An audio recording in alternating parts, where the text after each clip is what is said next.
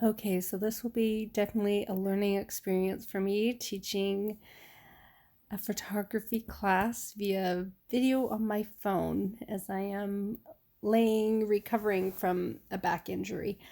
And I accidentally deleted my cover page, so here is a beautiful photo. Um, so in this photography class, I usually teach it in person, and it's a 3-day event so that you guys can go home and work on what I've taught you, and you come back and show me the photos you've taken, and then I'll give you another little lesson, and you go home and practice it. But this is going to be a crash course. But what I'm going to do is set up a Marco Polo group. So in case you're like, okay, I didn't understand this, I need more information on that, I need help over here, just so I can help you ladies be the most successful as you can be, and just get you started on the right path. So, and I'm not going to go over lighting. I'm not going to go over composites or um, oh, posing or any of that stuff. It's just about your equipment to understand how a camera works, because a camera is a tool. So and so we're going more over equipment, because it's so important to understand your equipment before you can go out and create what you want to create. All right, um so let's see here. I want to get to know you ladies, so please comment. I know that this is pre-recorded, and I'm gonna go through my whole spiel before, but I would please comment. Let me know what exactly you do want to get out of photography, and what are your long-term goals, and what does photography mean to you? Because it would just help me better teach you guys and to know how to gear answers and stuff like that, especially if you hop into the Marco Polo group, um, or chat on the Facebook. It'll just really help me so that I'm just not off in left field. Okay, so what is photography? And I love this quote. It says, photography is an art of observation. It has little to do with the things you see and everything to do with the way you see them. Um, so, so it really is showing people how you see the world. So I was so busy trying to take this a photo one day. I had my nice camera out, and I was with my daughter at a botanical garden, and I just wanted to rush into the botanical garden and start taking photos of these beautiful flowers. And my daughter stopped me before we got in there. She's like, Mom, look, a flower. You need to take a picture of this flower. I'm like, no, I need to go take pictures over there. She's like, no, Mom, you need to take a picture of this. I'm like, okay, fine. So I looked down, and I snapped the shot of this flower. And even to this day, I don't know, she must have been 5. So that was like 7 years ago. It's still one of my favorite photos. Just the contrast of the different colors and of nature versus, oh, wait, hopefully you can't see my texts as they pop up. But sorry about that. So it's all about how you see the world, and letting the world see through your eyes, and never think that's already been captured before, because the way you see things and the different experiences that you've had in your life gives you a unique perspective that no one else has, and that you're able to share that. And that's what photography is all about, is just sharing your view of the world. So I was outside one day gardening, and my boy was setting this thing up. I was like, "What are you doing?" And he said, "I want to use your phone." It's like, "Okay." And oops, where is it at? Oh dear, I accidentally deleted it. Oh shoot. Okay. So, I apologize. If you zoom in here, what he had done is took a gorgeous photo of this little leaf half of the leaf with water droplets on it and the reflection of the water. It was just so beautiful. I was so impressed. So this is what I saw, but he saw something beautiful. Another time he took some other photos too, which was just, I was so impressed. So, and he took it with my phone, which leads us to the next thing. Doesn't matter which camera you use. Do you need a $3,000 camera, or can you use your phone? And it matters only if the tool gives you the results you want. So you can do amazing things with phones. And the quality has gotten so much better, but you still need to understand how the camera works for you to get the best results out of it. But if you're going for a certain look, then maybe phone just cannot do that because the way the camera works on the phone. So I'll explain. So here is another photo that my son took with my camera. He was like, I don't know, 6, I think. He just has an amazing eye for composition and color and detail. And this was taken with my phone. It's gorgeous. Now this photo is not very good. The lighting, the composition, the poor baby. So this photo was taken with my, oh my gosh, how much did I spend? $4,000 with my $4,000 camera. Well, because my lens was like $2,000 and my camera was $2,000, so plus everything else, so over $4,000. And this is the picture I came with, was able to take. So it just shows that it isn't the camera is just a tool. It doesn't make gorgeous photos. You just have to know your tool. So this course, I want to teach you your tool so you know best how to use it and to know if it's the best tool for what you want to accomplish. And again, it all depends on your end goal and what you prefer. Just reiterating again, is the camera is a tool. The better you know your tool, the better the results. Your camera and your lens are tools to help you capture what you see so you can share what you see with others. In this course, we're going to help you get to know your tools so you can be successful at your end goal. Okay, so this is, I did learn how to use my camera. I didn't just end there. And this photo, oh my gosh, I probably took it 5 years ago, 5, maybe 6 years ago. So I did get better with my camera. Love the gear you have until it holds you back from what you want to do. So when I first started out, my husband asked me if I wanted a really high-end, because at that time phone cameras, they were not high quality. So he's like, I could get a really high-end point and shoot or a low-end DSLR camera. So, and I was like, oh, give me the high-end point and shoot where I can just point it and click and it'll look gorgeous, right? But after a year, that equipment was holding me back from doing the things I wanted to do. So that then I upgraded to a low-end DSLR camera, and I totally forgot what DSLR means. It has to do with the mirrors. I forgot now. I apologize. But I switched to a low-end professional camera, and oh, what a huge difference for me. I knew enough about the equipment and about photography that I can start doing the things I wanted to do with it.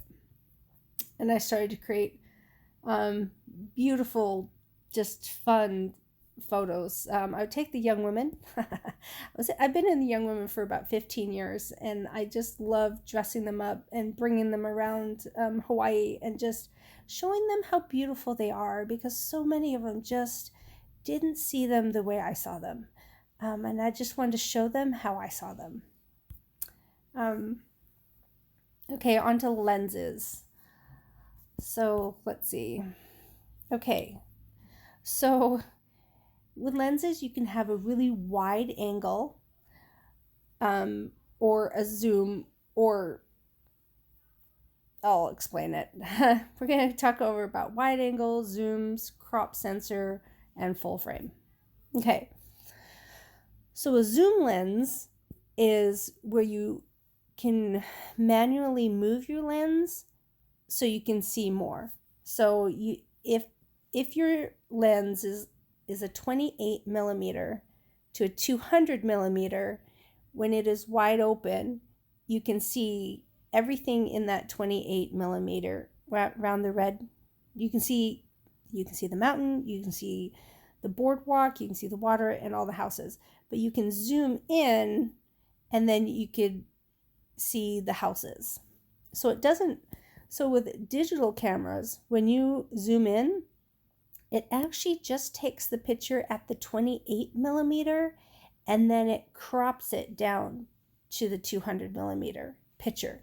It doesn't give you a higher quality of picture. It just cuts the picture so it's more pixelated. So if you're really wanting to take pictures of like bears far away or things that are farther away, then you'll want a higher end camera, not your phone, because your phone, it's going to capture everything. It's a wide angle. It's going to capture the mountain and the houses and the boardwalk. So if you want to be farther away but have that closer high quality for, like, say, sports, when your kids are at sports activities, I'll show you other examples too, you want a higher end quality camera. Now, another reason, when you're doing portraits, you may say, oh, when I take selfies, I look so funny. It's because it's a wide angle. And what that does is it warps your face so that your nose looks bigger and your eyes look bigger and your lips. And that's kind of become like the style nowadays, like to make your eyes look really big and more cartoonish and more like a horse. To me, it's like it just kind of pulls it. And it's been interesting, some people I've worked with, who wanted their portraits taken with a professional camera. And I use a zoom lens. I use about 200 millimeter. So when I'm standing far back and I really zoom in on the person so that the proportions are correct and how we see and how people are. The further back you are and the more you zoom in, the better the proportions are and the less warped things are.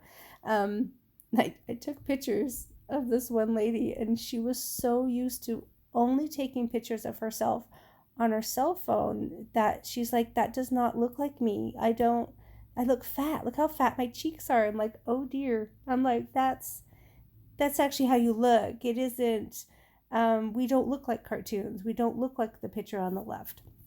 But, it's the style of day. It just two different styles. So sometimes we want that wide angle. You can do some amazing, cool shots with wide angles, like on the left.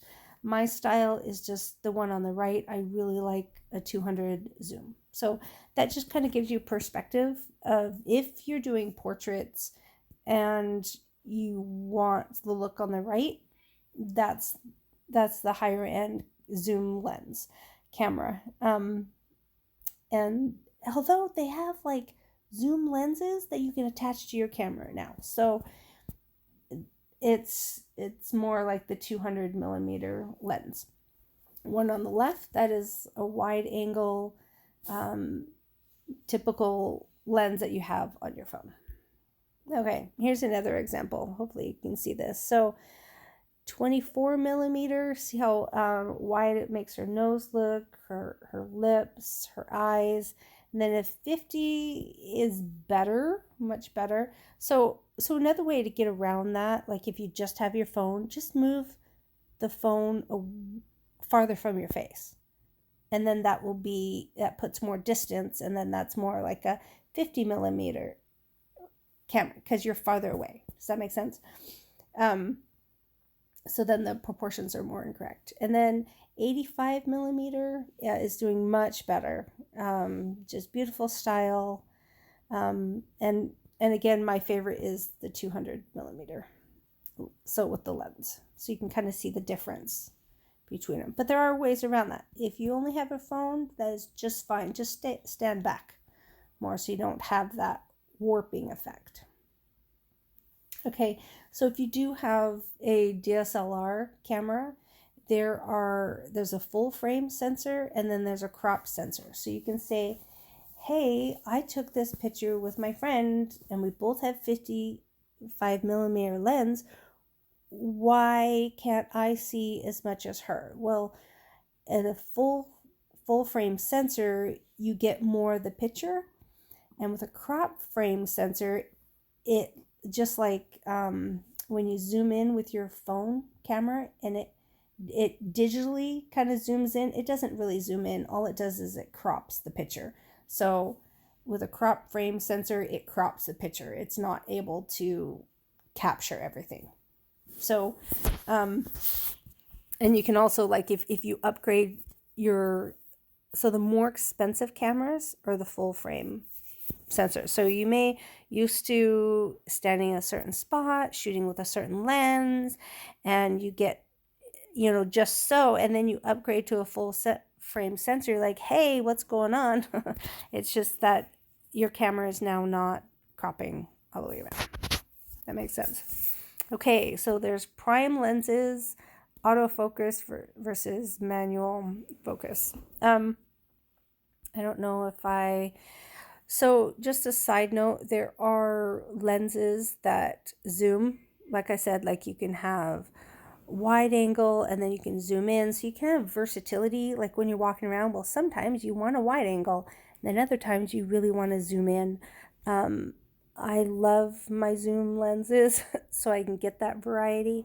Now, if you have a set focal length on your lens, they're called prime lenses, the pictures are more sharp because there's like a sweet spot with lenses. If you like really crank the settings, they don't do as well as like, and you play with your lens, you get to know where that sweet spot is. Where prime lenses, it's always in the sweet spot. So the pictures are more clear and more crisp.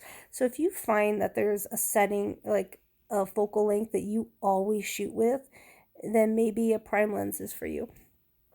And also, and like, to really love the gadgets you have and not always looking for, oh, well, I can do good pictures when I have this other one, because you can fall in this trap of like always wanting to buy more and you do more time researching new equipment than you do actually photo shooting. So don't fall down that trap.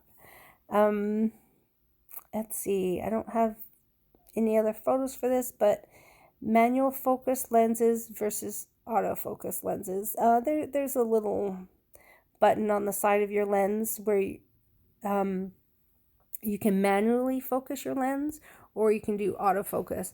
Most of the time, I always have that set to auto because it's easier when I'm shooting, but sometimes like the camera just has no idea what I'm trying to focus on.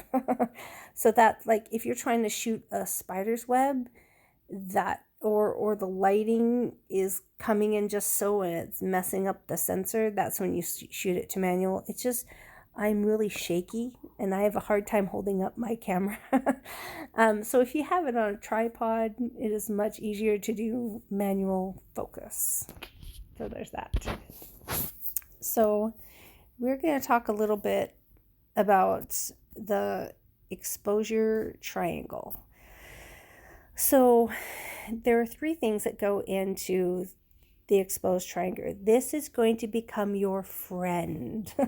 So once when you're first starting off and shooting in manual is just fine, but there gets to be a point when manual isn't going to work because the camera doesn't know what you want to do. So when you're in auto, the camera sometimes doesn't know what you want to do. So there's 3 things that we're going to talk about, and each one affects the other. But first, we're going to talk about shutter speed because I think that's the easiest to explain. So the faster the shutter opens and closes, that's your shutter speed. If it opens up really fast in like 1/100th, 1,000th of a second, that is only going to capture a split second of what's going on. And so your pictures become razor sharp, and it can catch water droplets falling from the sky. They're just little dots in your picture. But if you say you really want, so sometimes you may want that. Someone running or your kids jumping in the air, they're moving all over the place, you're going to want a fast shutter speed. So sometimes, like with our phones, so all this applies to phones as well, because you can go into manual settings and you can change the shutter speed in your phone. So it applies to phones as well as DSLR cameras. So when you want a fast shutter speed, that's like when you want it crystal clear, you want it when your kid is jumping up in the air, you want to catch that ball flying in baseball or petals falling from the sky or whatever. But other times you may want like a waterfall and you want that silk smooth, blur in it. That's when you want a longer shutter speed, so that as soon as that shutter speed opens, it is gathering information of that water droplet coming into the frame till that water drop hits to the bottom of the frame, and then that shutter speed closes. And so that's how it shows the blur, shows motion. So sometimes you want that when they're running, it kind of shows action, which is kind of fun. So like 1 second, you don't want to like really crank that setting. If you do like 5-6 seconds on a sunny day, you can actually damage your camera on a DSLR camera, because that light is just flooding in to your camera. So you really want to go slowly working up for a longer shutter speed until you get it just right. Like a 1/16th of a second. Now anything, so for your lens, if you're shooting at 200 millimeters, you don't want to go below 1/200th of a second, or else it becomes blurry unless you have a tripod. So the wider your shutter speed is, I don't know why that is. I don't know why someone told me that. I don't know if it's true. But for me, if I'm I just know how shaky I get, and for me, if I'm doing less than like 200th of a second, it's got to be propped. It's got to be on a tripod, or else the whole picture is blurry, if that makes any sense. Okay. So here's a picture of a waterfall where the rocks, where I had it, actually I didn't have my tripod at this time, so if you really zoom in, it is kind of blurry, but I propped it up on rocks, and I tried to, like, when I touched the button, not to touch the camera too much. So the rocks are much more in focus, and then you have that silk waterfall, which I just love waterfalls. So that's with a long exposure. So here's another example of when the waterfall with the fast shutter speed on the right and the slow shutter speed on the left. So I want you to pause this. I know I've given you tons of information here last 24 minutes. I want you to go find your camera and see if you can figure out in your manual, figure out where the manual is to get it to your settings on manual, and figure out where your shutter speed is. And then I just want you to play with that a little bit. Put it on a low shutter speed, put it on a high shutter speed, and see what happens. Here's an example of a really slow shutter speed. So this was definitely taken on a tripod and with probably a button, a remote control button, so they don't even shake the camera when they touch the button, so that they can get that wonderful blur of the stars of the Earth moving, which is so cool. I did not take that picture, by the way. Here's another little handy just picture that you can have. So if you want to freeze action, you want it higher. You want it a fraction of a second, and so it gives you the settings a little bit. So if you want it blurred, or when a tripod's needed, it depends. See, they say you can hand hold it and not get too blurry at a 1/16 of a second, but for me, I'm pretty shaky, so I need my tripod. Okay, so now we're going to go on to aperture. So that's usually the first day, is I just go over shutter speed, and then we go outside and we play with the hose is another fun thing, or you can do a water faucet. Now, what happens when, I'm just going to go back here for a second. What happens when you do a long exposure, your lens, not only is it capturing that light for a very, very long time. And so it's going to flood your picture with light. And so you have to do something else. You have to change one of the other settings in that triangle, that exposure triangle, so that you don't have as much light in, or else your whole picture will be just white because you've left it open for so long. So I'm going to explain some of the other two things in the triangle exposure that you can change, so that it's not, so you can get some more detail in your photo. Okay, thing you can change, if you go, okay, I want a really slow aperture or slow shutter speed so I can get that blurry water, but my picture's too bright. So the next thing you want to check when you're composing your photo is your aperture. So after you set your shutter speed, say, okay, I want a long exposure so I can have that blur, but the exposure's wrong. So then you go to your aperture. Now your aperture has to do with the shutter speed on how wide it opens before it closes. Not how fast it opens and shuts, but how wide it goes before it shuts. So, and for some, I used to know this. This has been 2 years or so since I taught this class, so I apologize. I used to know what F means, but they say f-stop. So, and each lens is going to have a different f-stop. So some lenses can't go under 5.6 f-stop. It just physically cannot. So, and some of the higher end, like the more expensive cameras, will go down to like 1.4 f-stop.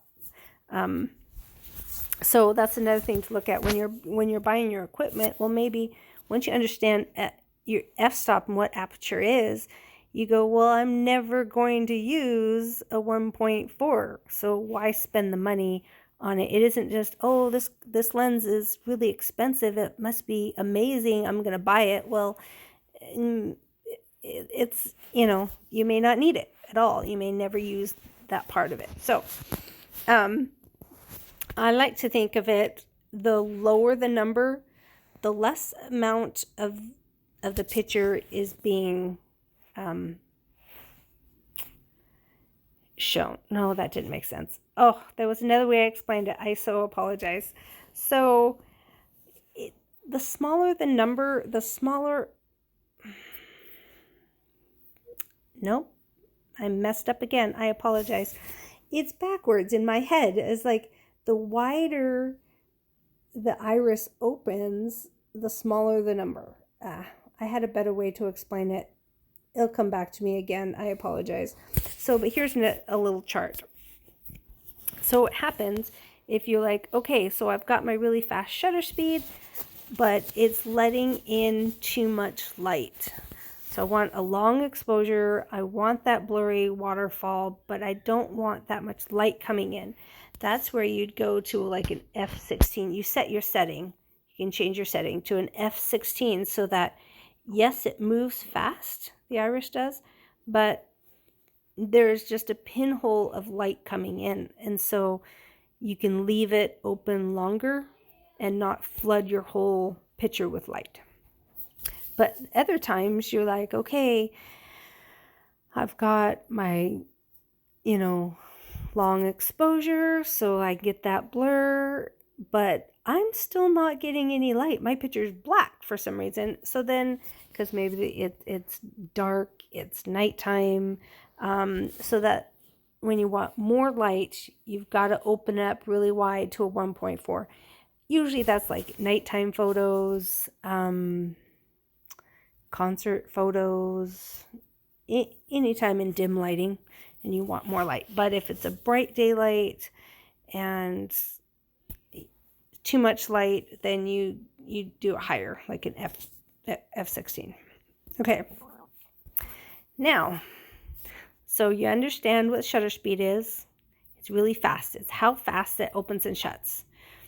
And then aperture is how wide that iris opens and closes. Now, what that does is when it opens really wide, it does something to the depth of field in your photo. Okay, so a large aperture, when it opens up really wide, see on the left-hand side, the blue circle there, when it opens up really wide, what that does is causes a really narrow depth of field, which is a really narrow spot of where the picture is in focus. So you're like, I just want her eyelashes in focus. Okay, that's when you're going to make a really wide aperture so that just her eyelashes in focus, but her hair is blurry and her nose is blurred out. So that's another, but it may, so we'll work on this. I know this is a crash course. It's a lot of things to, like, if you mess with one setting, it'll affect everything else. So it's like a juggling act of which is most important to you. That's what you're supposed to start with. So if you're doing a photo and you're like, okay, my depth of field is the most important in this photo, not the blurry or not speed. There's no motion in this photo, so I don't care if I'm trying to capture motion or make it look like blurry water or blurred. I just want a sliver in focus. Then you start with your aperture, then you go to your shutter speed, and then the last of the triangle, your ISO. So that's how you work. That's how in my mind, which helps. Like, okay, what's the most important thing of this triangle? And you start with that setting first. Now, if say you want like everything in focus, you want the mountains in focus, you want the trees in focus, you want the lake in focus, then you want a small aperture. So that's point, like you can set it for like f20 even to really get everything in focus, to have a small aperture. See how, hopefully this diagram makes sense of why that changes your depth of field. But it also changes how much light comes in. So you may go, okay, so I'm going to take pictures of these mountains. So I want a wide depth of field, which means a small aperture.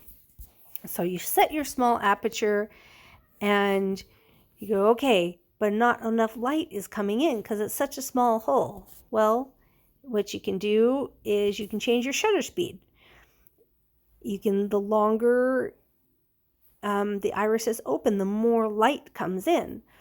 So that's when you get out your tripod and you set it for a slower shutter speed so it lets that light in, and everything is crystal clear from the front of the lake all the way back to the mountains. And then so here's another picture of example of depth of field of where the back is blurry, but the leaf is in focus. Here's another example of shallow depth of field. I love shallow depth of field. It's just my favorite. So here's another example of how in focus. So an f3.5 is It has less in focus as a shallow depth of field. But if you really zoom into this picture, and I don't know if you can on here. Well, maybe I can. It's less in focus. The whole picture is just less in focus compared to this f9. So you'll find with your camera, play with it. Play around with the different settings to see. It's like, you know what? This lens at 3.5, it just is all blurry, you know, or okay, my pictures turn out better at this f-stop. It just does. So you can kind of play around with the sweet spot of your lens. Here's another great resource. It's like, okay, I want blurry mountains. I'm going to do f1.5. You know, that's just really cranking it. But that will give you like your eyelashes in focus and like nothing else is. And then all the way like to the f32 where everything's in focus, the mountain and the person. Another thing you can do, you like, okay, so I have this lens and it only goes to f5.6, but the mountain isn't as blurry as I want it to be, or whatever the object is. The other person is still way too in focus, but I can't, this lens physically does not go down to f1.4. What can I do? You increase the distance between the two objects. So you move the person that you want in focus closer to you, or the background farther from that person. So it's more out of focus, if that makes sense. So this diagram here has your aperture. Here, that's your f whatever, like f2.8. On it has your shutter speed. It shows if you want it really in focus at 1/16 or 1,000th of a second, or all the way to like a half second. And then the last thing for the triangle aperture triangle is the ISO, and it's really is the easiest to understand. And basically it's this bottom thing at the bottom. So ISO is how sensitive the light is, how sensitive your camera is to the light. So say you set your aperture, you set your shutter speed, and you need both, and it's exactly what you need, except the picture is still turning out too dark. There's not enough light, and you don't have a flash to introduce more light. What else can you do? Well, you can change the ISO so that the camera, when it does receive light, it's more sensitive to it, and so it brightens up the photo. But there is a drawback to that, is the picture gets more grainy. So the higher the ISO, the more grainy the photo comes out. So maybe you're like, I don't care about how grainy it is. I need the light. I can try to fix the grainy in Photoshop or whatever. So that's when you'd use ISO. But most of the time you really want to not mess with ISO. But sometimes you just, nope, I need my ISO. And that's another thing you can really want to play with your camera, to see how high you can crank that ISO without seeing any grain. So cheaper cameras and stuff, you barely mess with ISO and there's like a lot of grain, where like the really expensive ones, you have a lot more play. You can kind of crank the ISO a little bit and you barely start seeing the grain. So you just got to really get to know your camera and what your camera is able to do.